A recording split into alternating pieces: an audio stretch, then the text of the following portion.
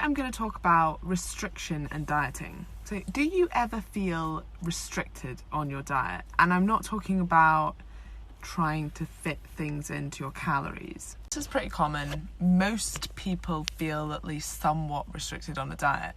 But I want to try and change your mindset around that by changing the way you think about dieting. I find that when it comes to dieting, you are actually only as restricted as you feel. And remember that dieting is always a choice, and actually you can always eat anything that you want to eat. But every action that you do, not just in dieting but in life, has consequences. If you're anything like me, the feeling of freedom, which in this instance I'm using as the opposite of restriction, is really important. So as I've said, dieting is a choice.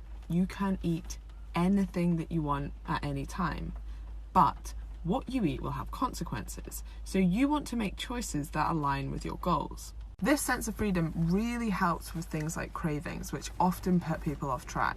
So knowing that you can have something makes it far less tempting to actually have. And then you make a choice based on your goals if that's something you want to have or not. It's the whole red button thing. If I give you a red button and tell you not to press it, the first thing you want to do is press it. If you have the mentality that you're on a diet and you can't have certain foods, all you think about is wanting to have those certain foods. As ever, life is about choosing your indulgences, knowing your priorities, and picking actions that are going to bring you closer to your goals. And avoiding self-sabotage, because you know that you're making these choices not because you have to, but because you want to, and you're free to make them.